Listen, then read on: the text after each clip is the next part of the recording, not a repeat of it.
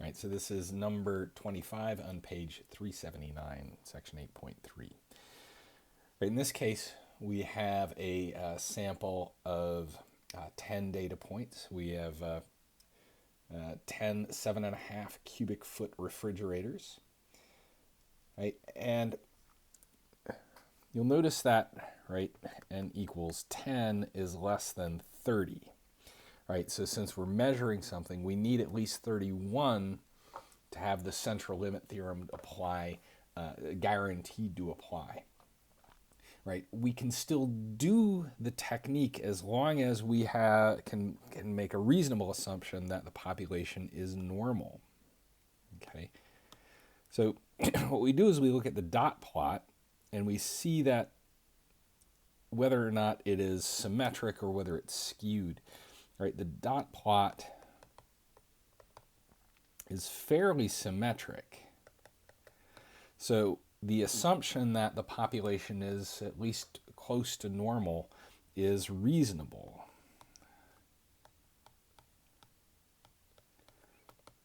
So in this case, we can do all of our techniques even though we don't have quite enough to guarantee the central limit theorem applying. Okay. So we can do a hypothesis test, so let's do a hypothesis test. All right, so what's our null and alternative hypotheses? Right. The statement says, organization reports that the mean price is greater than 300. So the greater than indicates that this is our alternative hypothesis. This is the thing we're testing against. mu is greater than 300. Okay, so that's our alternative hypothesis. It's greater than the value. So our null hypothesis, the thing that we start off assuming, is that it is 300. Okay, so this is our test. We're testing it against 300, and if 300 is reasonable, we will fail to reject the null hypothesis. There won't be enough evidence that it's greater than 300. If the 300 is not reasonable in this case, we will accept the alternative hypothesis that it's greater than 300. All right. So we have our 10 data points. So what we're going to do is we're going to put these into our calculator in a list and then do a hypothesis test, do a t-test, since we don't know anything about the population. Right, so in the statement of the problem, we don't know anything about the population standard deviation, so we have to use the standard deviation of the sample. Okay, so we get that from our data. Fortunately, with a TI calculator, we can do this all at once. Right, so the first thing we do is we put the data in the list. Right, we go to stats, go to edit, and I'm going to put my data in list 1. Okay. All right, so after I've inputted the data into list 1, then since I don't know sigma, I need to use a t-test. Right, the central limit, the normal distribution is still behind this, but we can't calculate it, so we don't have access to it. So we have to use the student's t-distribution. So we go to stat tests, t-test, which for those of you who prefer the numbers, this is number 2.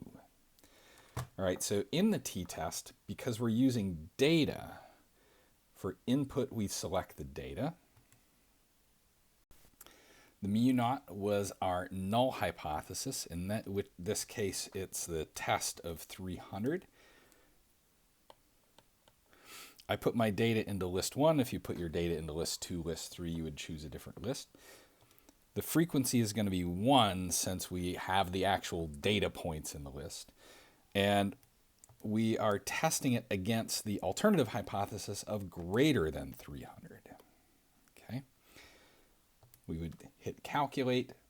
What we would get is we would get our test statistic. T is 1.9266.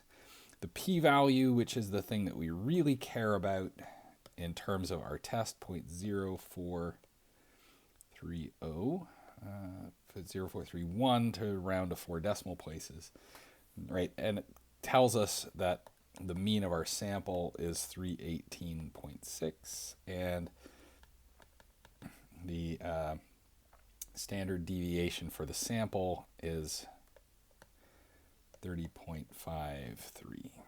Okay, right. The thing we care about in terms of our hypothesis test is this thing.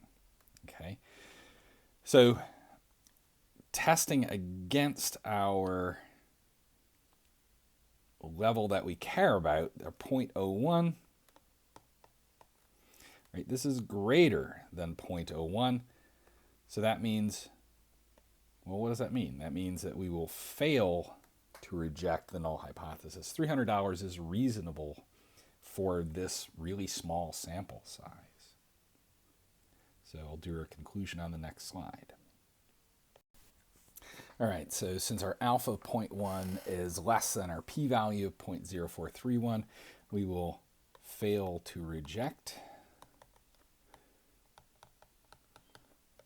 the null hypothesis. And so what that means is that there is not sufficient evidence to conclude that it's more than 300. Right? There's not sufficient evidence to conclude that the mean price of 7.5 cubic foot chest freezers is more than $300 from this data.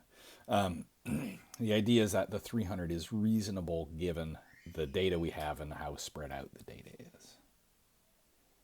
Another thing we can say is that this study, this data, is not statistically significant. Right, and the statistical significance is that the p-value is greater than the alpha.